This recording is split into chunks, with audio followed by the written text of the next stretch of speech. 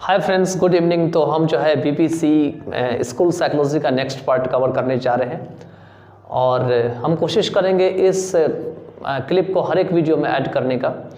आप जो है वीडियो अच्छा लगे तो आप अपने फ्रेंड्स को शेयर कर दीजिएगा, लाइक कर दीजिएगा। अगर लाइक ना करिएगा तो शेयर ज़रूर कर दीजिएगा। और एक एक लाइन की हिंदी मीनिंग बतानी होती है तो थोड़ा टाइम लगेगा सारे कवर करने में। ये नहीं कि थोड़ा सा किए थोड़ा स्किप कर दिया, ऐसा नहीं है। और अगर हम कोई चीज़ स्किप करेंगे तो हम आपको बताते चलेंगे कि किस कारण से हम इसको रीज़न से स्किप कर रहे हैं, जो कि रिलेवेंट रहेगा, जो बिल्कुल आपसे कोई मतलब नहीं है। बहुत सारी ऐसी चीज़ें होती है जो कि इन्फॉर्मेशन इधर उधर से ऐड कर दिया, रेफरेंस होती है बहुत सारी चीज़ें। तो रेफरेंस को आप एक्सप्लेन करके जो है बहुत मच आप उसमें बेटर नहीं कर पाइएगा अभी के लेवल में। जब तक आपको इतना नहीं आएगा, इतना आ जाएगा उसके बाद तो आप रेफरेंस भी कर लीजिएगा, कोई दिक्कत नहीं है।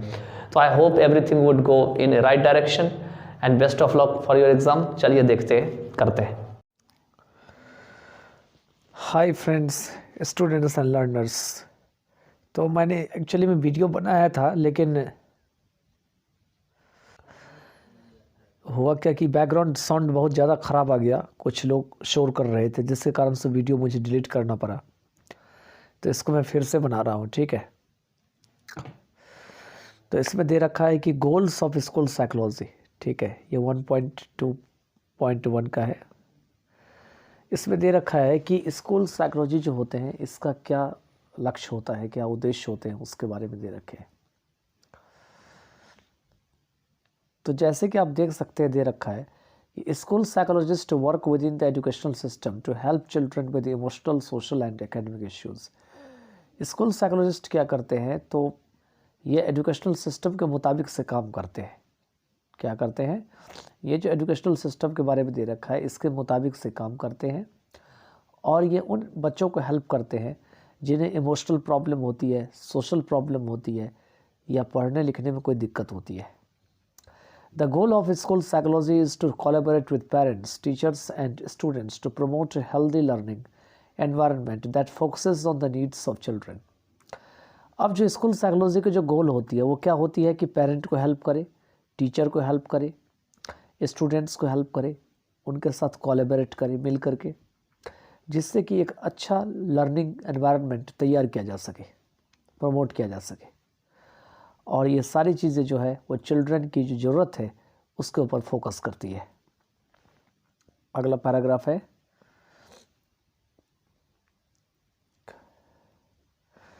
नेक्स्ट पैराग्राफ दिया हुआ है, school psychology is still a relatively young profession. School psychology फिर भी अभी एक यंग प्रोफेशन के रूप में माना जाता है। The national association of school psychology NASP was established and formally recognised as a doctoral specialty by the American psychological association in 1968। दे रखा है कि जो national association of school psychology है, जिसे कि इस्टेब्लिश किया गया था और फॉर्मली रिकॉग्नाइज किया गया अपनी विद्वता के लिए, डॉक्टरल स्पेशलिटी के लिए, किसके द्वारा किया गया, अमेरिकन साइकोलॉजिकल एसोसिएशन APA के द्वारा 1968 में। इन 2000 US news and world report named psychology one of the top 10 hot professions. और 2002 में क्या हुआ, US के न्यूज़ और जो वर्ल्ड रिपोर्ट है, इन्होंने स्कूल साइकोलॉजी का नाम दिया। बहुत सारे जो अच्छे प्रोफेशन, हॉट प्रोफेशन थे उस समय, उन टॉप 10 में से इनका एक नाम इन्होंने दे दिया। Many school psychologists in the field are retiring, creating a demand for qualified school psychologist. बहुत सारे ऐसे स्कूल साइकोलॉजिस्ट हैं इस फील्ड में जो कि रिटायर हो रहे हैं, और अभी स्कूल साइकोलॉजिस्ट में क्वालिफाइड जो साइकोलॉजिस्ट हैं उनका बहुत सारा जो है डिमांड बढ़ता चला जा रहा है। A few of the duties that a school psychologist might perform on a regular basis include, रोज़ की अगर लाइफ में देखें तो किस तरीके से स्कूल साइकोलॉजिस्ट जो है वो कुछ ड्यूटी कर सकते हैं जो नीचे दिए हुए हैं।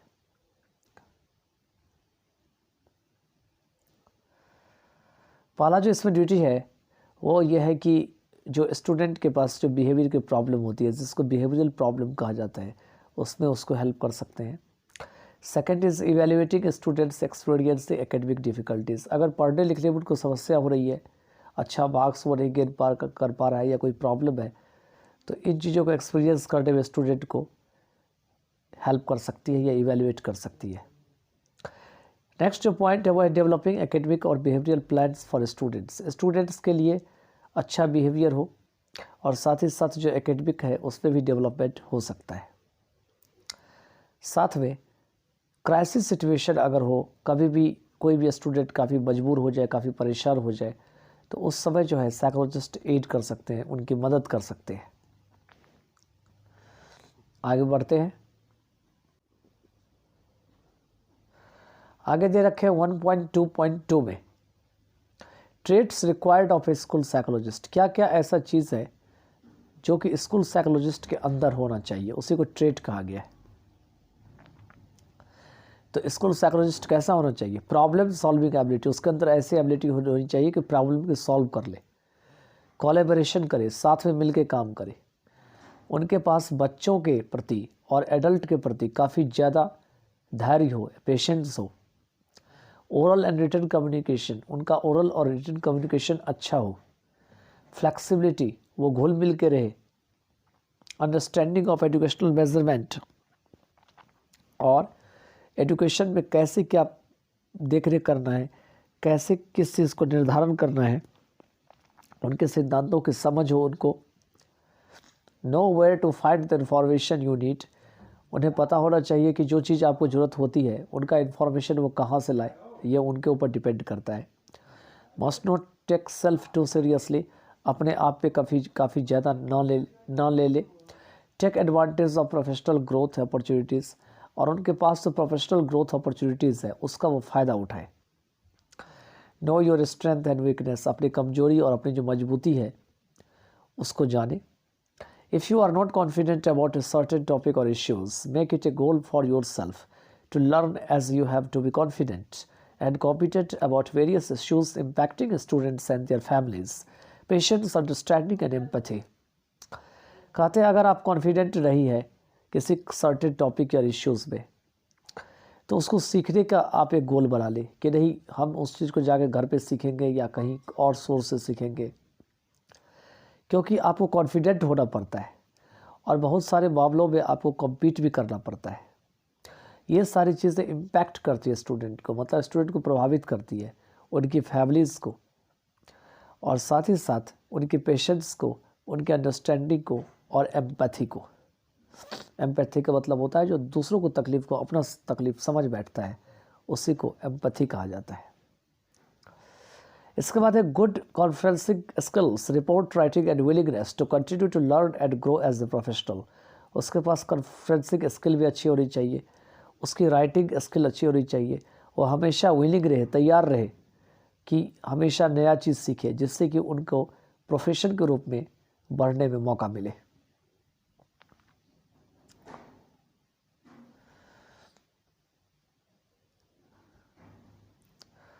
आगे दे रखे इसमें, as a school psychologist the professional will be assisting students who are striving to improve their mental health and become productive citizens.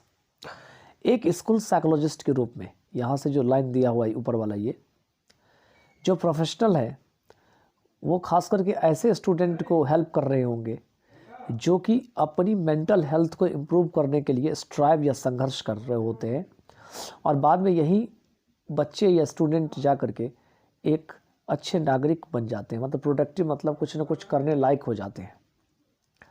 They will speak not only with the students but with their parents and teachers as well to gain insight into the nature of students' psychological dysfunction.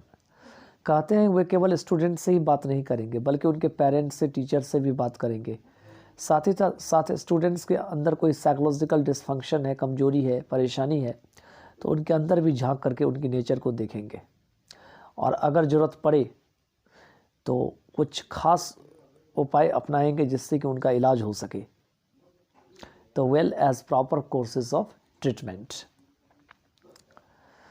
अब ये जो psychologist है नीचे वाले paragraph में दे रखे हैं, they will be measuring, क्या मेज़र करेंगे? तो स्टूडेंट की जो काम काज है, क्या कैसे कर रहा है, उसको एसेस करेंगे, मेज़र करेंगे, वो कैसे सीखते हैं, लर्निंग एबिलिटी क्या है उनकी, उनको देखेंगे।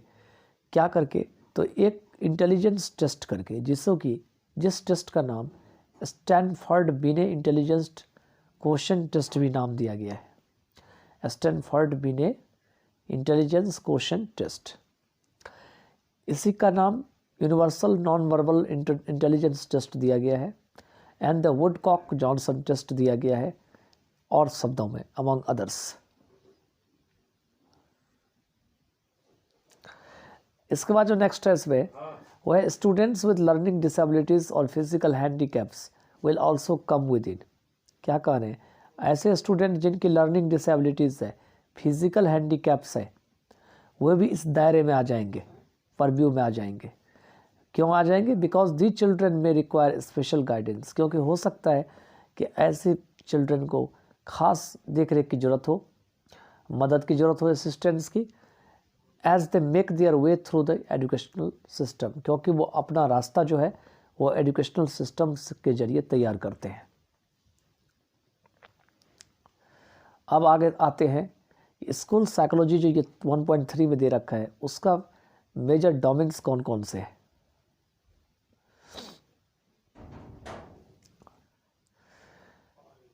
तो इसमें दे रखे हैं कि just as each branch and field of psychology has its prescribed area of study and research, school psychologist also work on definite lines as prescribed by the school field of the school psychology. आगे दिया हुआ है इसी में line में कि जिस प्रकार से साइकोलॉजी के फील्ड के हर एक ब्रांच जो है अपने आप में एक निश्चित एरिया है स्टडी करने की और रिसर्च करने की, तो स्कूल साइकोलॉजिस्ट जो होते हैं उनका भी एक डेफिनेट लाइन्स होता है, जैसे कि स्कूल साइकोलॉजी के फील्ड के द्वारा निर्धारित किया जाता है। दिया भी है field of school psychology. Let's have a look at major domains of school psychology. कहते हैं स्कूल साइकोलॉजी के जो मेजर डोमेन्स हैं उसको देखते हैं, which will further clarify our understanding of this field, जो कि आगे जाके इस फील्ड की जो अंडरस्टैंडिंग है उसको और अच्छा कर देगा, उसको क्लैरिफाई कर देगा। अब आगे देखते हैं 1.3.1 में यह है चाइल्ड डेवलपमेंट एंड लर्निंग, मतलब बच्चों का विकास कैसे होता है और साथ में वो कैसे किसी चीज़ को सीखते हैं।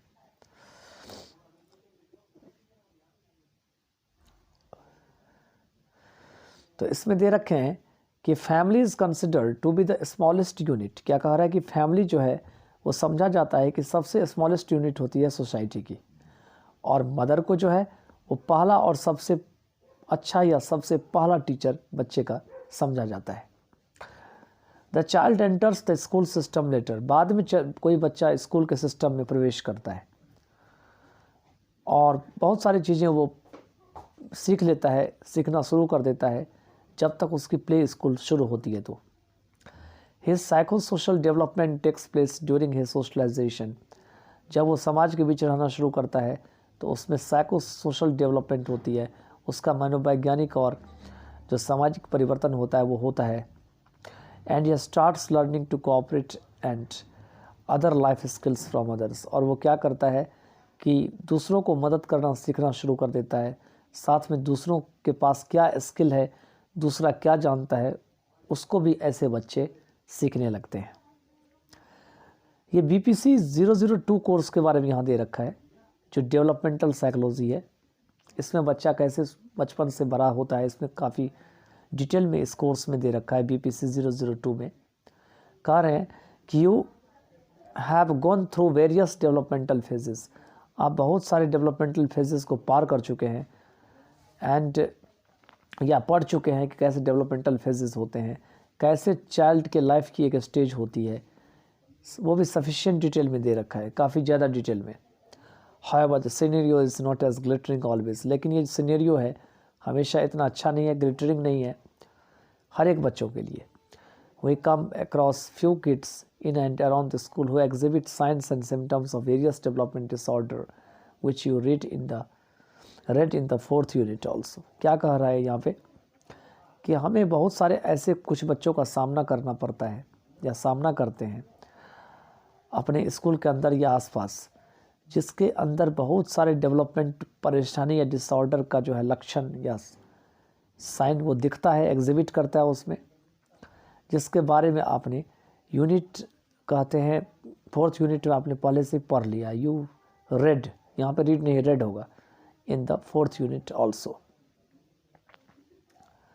अब ये कह रहा है कि screening and assessment for developmental disorder जो दे रखा है, ये सेकंड ब्लॉक जो दे रखा है BPC 002 का, उसमें ये सारी चीज़ें जो है शायद लिखी हुई है। ठीक है, चलिए आगे चलते हैं।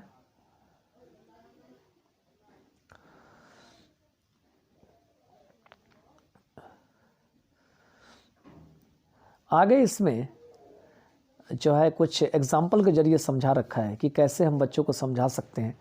तो कुछ एग्जाम्पल इसमें लिए हुए हैं, देखिए।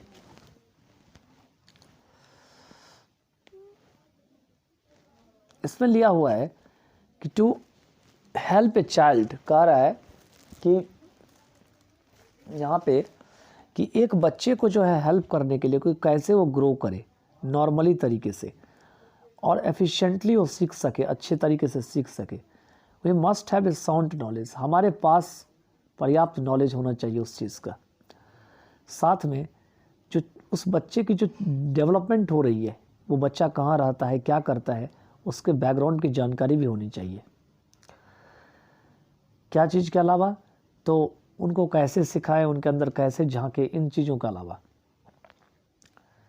अब यहाँ पर में तारे जमी पर में एक पर्सन है जिसका नाम है ईशान अवस्थी, दर्शिल सफारी जिसका नाम दे रखा है, उसका एक एग्जाम्पल इन्होंने यहाँ पे लिया है, देख सकते हैं यहाँ पे तारे जमी पर में। ठीक है, लाइक स्टार्स ऑन अर्थ और stars upon the ground, A movie produced and directed by Aamir Khan. ये मूवी जो है वो प्रोड्यूस भी किया गया और डायरेक्ट भी किया गया आमिर खान के द्वारा। इसमें आमिर खान क्या करते हैं, इसमें आमिर खान जो है he also played the role of art teacher, वो एक आर्ट टीचर के रूप में अपना रोल जो है प्ले करते हैं। And Ishaan's tutor as Ram Shankar Nikumbh, और ईशांस ट्यूटर के रूप में ट्यूटर जो होते हैं वो राम शंकर निकुंभ के रूप में। ठीक है, Ishaan played the role of a dyslexic child, Ishaan क्या करते हैं, एक डायस्लेक्सिक चाइल्ड जो होते हैं यहाँ पे दे रखा है, इसके रोल को अदा करते हैं। अब ये डायस्लेक्सिक चाइल्ड क्या होते हैं, ऐसे बच्चे होते हैं जो P को B पढ़ते हैं या W को M पढ़ते हैं या पढ़ने में उनको प्रॉब्लम होती है, तो उसको डायस्लेक्सिक चाइल्ड कहा जाता है। Whose parents failed to understand his condition but Ram helped him, कहते हैं ये वो बच्चे होते हैं जिसको उनके माँ बाप नहीं समझ पाते हैं कि मेरे बच्चे के साथ क्या हो रहा है, क्यों ऐसे पढ़ता है, लेकिन राम उनको इस हालात को समझ बैठता है और वो क्या करता है, उनको हेल्प करता है। हिम ओवरकम हिज डिसेबिलिटी, और उनकी जो ये डिसेबिलिटी होती है उससे बाहर निकलने में उनको हेल्प करता है।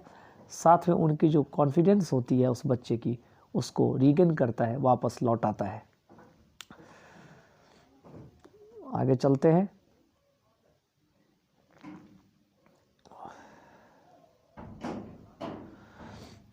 दिस मूवी रिलीज्ड इन 2007, ये जो मूवी है जो 2007 में रिलीज़ हुई थी, ये अपने साथ जो है लोगों को लीड भी करी थी जनरल तरीके से कि वो प्रॉब्लम को देखे, प्रॉब्लम की छानबीन करे और साथ ही साथ अपने अंदर में नई चीज़ों की जानकारी रखे।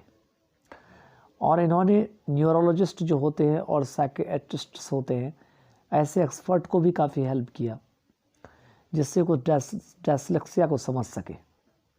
न्यूरोलॉजिस्ट होती है वो जो ब्रेन का इलाज करते हैं, और साइकियाट्रिस्ट होते हैं जो साइकोलॉजी पढ़ करके जो खास करके मतलब एक मेडिकल की तरह उपचार करते हैं ब्रेन का, सोच समझ का, उसको साइकियाट्रिस्ट कहा जाता है। ठीक है, further in reference to the theme of this movie, ये सारा जो है इस मूवी का एक थीम के रूप में काम करता है। About the developmental factors in children, you are going to study in details in the next block of this course. कहते हैं डेवलपमेंटल जो फैक्टर है बच्चों में, जिसे आप डिटेल में पढ़ने जा रहे हैं नेक्स्ट ब्लॉक में, इस कोर्स में, मतलब दूसरे ब्लॉक में दे रखा है।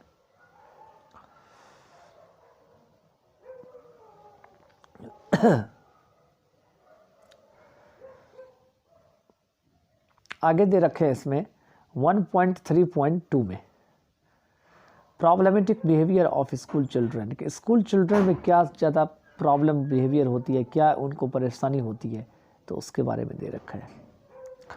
तो in the starting paragraph of this unit इस यूनिट का अगर आपने शुरू का पैराग्राफ अगर आपने देखा होगा, दे रखा है, तो you read about some instances in which the school children exhibited various forms of problematic behaviours.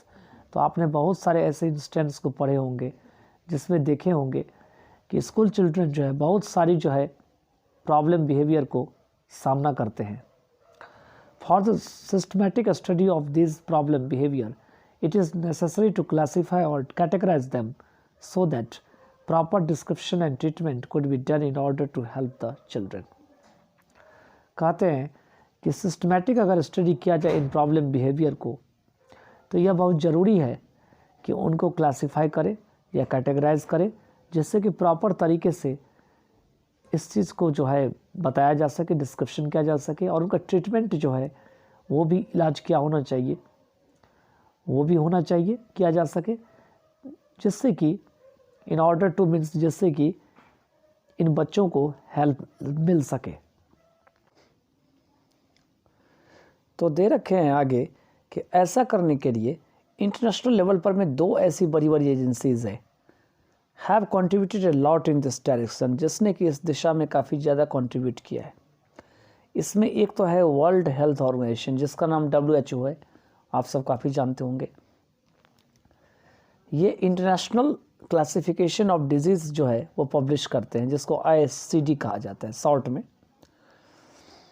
And currently the 10th revision of this international standard diagnostic classification is in use. और अभी currently हाल फिलहाल में इसी international standard diagnostic classification का 10वां revision है जो कि प्रयोग में लाए जाते हैं। And is refer to as ICD-10, और इससे ICD-10 के नाम से रेफ़र किया जाता है। इसका जो चैप्टर 5 है, it's chapter 5 deals with mental and behavioural disorder. ये मेंटल और बिहेवियरल डिसऑर्डर को डील करते हैं। और एंड हैज़ ब्लॉक्स, और इसके ब्लॉक है, ब्लॉक का नाम है ये F00 से लेके F99, जहाँ पर में साइकोलॉजिकल डेवलपमेंट की डिसऑर्डर की बात कही गई है। और ये जो है F80 से लेके F89 तक है। एग्जाम्पल के लिए जो लर्निंग डिसेबिलिटी दे रखा है, इसका जो कोड है, जिसे कि लर्निंग डिसऑर्डर भी जाना जाता है या लर्निंग डिफ़िकल्टीज़ के नाम से भी जाना जाता है, ISD-10 में वो है F81.9।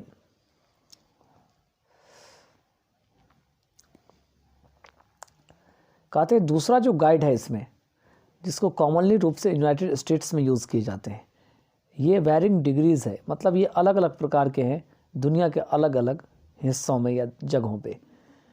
Is the diagnostic and statistical manual of mental disorder. ये क्या है? इसका नाम है diagnostic and statistical manual of mental disorder, DSM। इसे अमेरिकन साइकेट्रिक एसोसिएशन के द्वारा प्रकाशित या पब्लिश किया गया था। Presented the text revision of the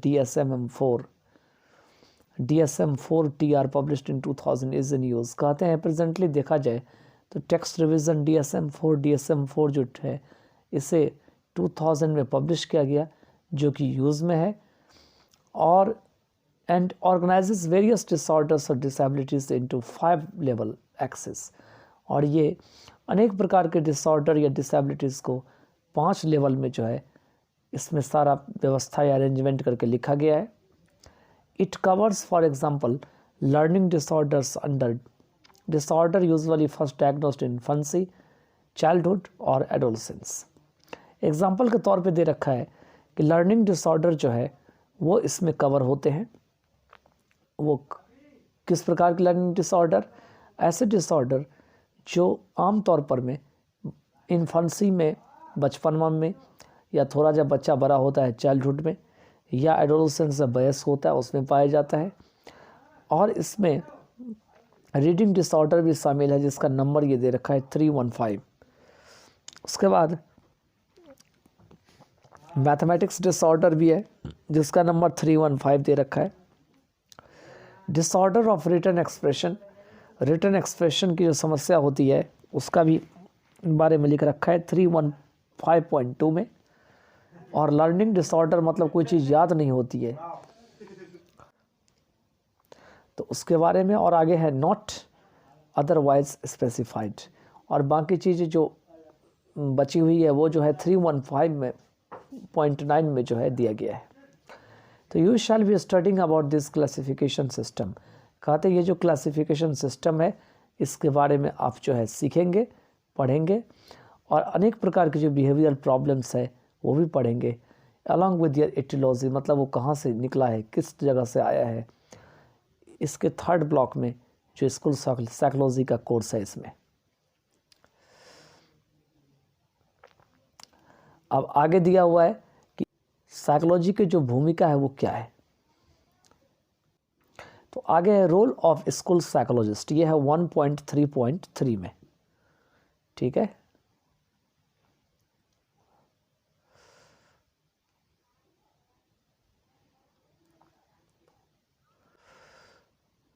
तो ये देख सकते हैं 1.3.3 में रोल ऑफ स्कूल साइकोलॉजिस्ट के बारे में दे रखे हैं। तो school psychologist in order to help the school children attain their best in school studies and life, ये स्कूल के चिल्ड्रन को सिखाने में हेल्प करने के लिए क्या करते हैं, attain their best in school, अपने आप को काफ़ी ज़्यादा स्कूल में पहले सीखते हैं, उनको स्टडी करते हैं उनकी लाइफ के बारे में, सीधा जाकर के स्टूडेंट के साथ मिल के काम करते हैं, टीचर के साथ, पेरेंट्स के साथ, जिससे कि अंदाज़ा लगा सके, अनुमान कर सके, उसको डायग्नाइज कर सके, और फिर उस स्टूडेंट्स की जो समस्या है लर्निंग और दूसरे डिसेबिलिटीज़ को, उसको कैसे ठीक किया जा सके, कैसे उसके ट्रीटमेंट प्लान बनाया जा सके, उसके ऊपर काम किया जाता है। दस The school psychologists have to play a very serious and challenging role in the lives of school children. कहते हैं इस तरह से 10 स्कूल साइकोलॉजिस्ट जो होते हैं उन्हें बहुत सारी गंभीर जो है वो रोल प्ले करना पड़ता है, क्योंकि जो स्कूल चिल्ड्रन की जो लाइफ्स होती है वो बहुत ही चैलेंज भरा होता है। Hence, the school psychologist need to be inevitably well conversant with the psychological needs of the school children, symptoms of distress, behavioral problems and treatment plans in order to provide efficient school psychologist services. और इस प्रकार से school psychologist को ज़रूरत होती है कि वो आवश्यक रूप से जो है वो साइकोलॉजिकल जो ज़रूरत है उनमें वो बातचीत करे, अच्छा बने, जो स्कूल चिल्ड्रन है वहाँ के साथ में अगर कोई डिस्ट्रेस होती है, समस्या होती है तो उसका लक्षण दिखना चाहिए, कोई बिहेवियरल प्रॉब्लम होती है, व्यवहार में कोई समस्या होती है वो भी दिखना चाहिए, and treatment plans in order to provide efficient school psychology, साथ में इनको वो कैसे ठीक कर सके, इसको ट्रीटमेंट प्लान कहा गया है, जिससे कि स्कूल में एक अच्छा साइकोलॉजी का सर्विस माहौल तैयार हो सके और बच्चे जो है पढ़ाई में अच्छा कर सके। आगे दे रखा है कि you shall study about school psychology services in detail in the 4th unit of this very block, कि आप जो है स्कूल स्टडी ये जो है स्कूल साइकोलॉजी दे रखा है यहाँ पे, उसके बारे में जानेंगे कि कैसे ये सर्विस करती है डिटेल में इस ब्लॉक के 4th यूनिट में। आगे दे रखा है इसमें कि therapeutic interventions with school children. Therapeutic तो जानते ही है कि स्कूल चिल्ड्रन में अंदर जा करके उनकी गलतियों को सुधार करके उनका उपचार करके जो चीज़ें होती है वो सारा थेराप्यूटिक इंटरवेंशंस में आ जाता है। तो कहते हैं after the identification of some problematic behaviour in the child, कि अगर बच्चे में प्रॉब्लम की बिहेवियर का कुछ पता चल जाए तो उसको पहचानने के बाद and its assessment with the help of psychological test and tools, और साथ में अगर ये असेसमेंट हो जाए साइकोलॉजिकल टेस्ट या टूल के द्वारा, अगला जो काम होता है मतलब पहले यही किया जाए, पहले तो प्रॉब्लम क्या है वो पकड़ लिया जाए, साथ में कैसे कैसे क्या है सारे टेस्ट और टूल किया जाए। अगला जो काम होता है और सबसे जो आगे का काम होता है, फोरमोस्ट स्टेप स्कूल साइकोलॉजिस्ट का, वो कह रहा है वो होता है कि थेराप्यूटिक इंटरवेंशन का प्लान बनाना, उसको डिज़ाइन करना। थेराप्यूटिक इंटरवेंशन का मीनिंग होते हैं जिससे कि इसका इलाज किया जा सके, उसको ठीक किया जा सके। The student may need psychological help ranging from emotional first aid to days or weeks long systematic therapies in order to overcome their problem.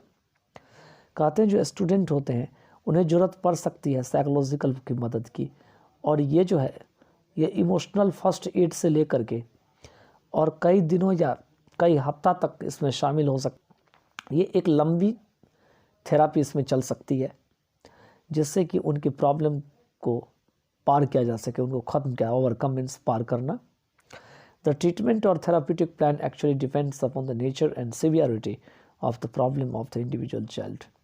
कहते हैं जो ट्रीटमेंट या थेराप्यूटिक प्लान होती है वो वास्तव में जो एक बच्चा होता है, इंडिविजुअल चाइल्ड होती है, उनकी समस्या कितनी गहरी है, सिवियरिटी कितनी है, उनकी नेचर क्या है, उस पर निर्भर करती है। Here also the school psychologist must be well trained in using various therapies to help the child up to fullest extent possible। कहते हैं यहाँ पर में स्कूल साइकोलॉजिस्ट को भी अच्छा खासा ट्रेनिंग होना चाहिए अनेक प्रकार के थेरापीज़ को लेकर के, जिससे कि बच्चे को मदद कर सके पूरी स्तर से, फुलेस्ट एक्सटेंट पॉसिबल। कहते हैं you are going to study about 4 major therapies. कहते हैं आप 4 जो है मेजर थेरापीज़ के बारे में स्टडी करने जा रहे हैं अपने स्कूल साइकोलॉजी के 4th बुक में, 4th ब्लॉक में दे रखा है, 4th block of your school psychology. तो आई होप कि ये वीडियो बड़ा होता जा रहा है, साथ में बहुत लेट नाइट इस वीडियो को मैं बना रहा हूँ जिससे कि आपको कोई प्रॉब्लम ना हो समझने में। तो चलिए इसके साथ अब हम कुछ और जो है पॉइंट करेंगे नेक्स्ट पार्ट ऑफ वीडियो में।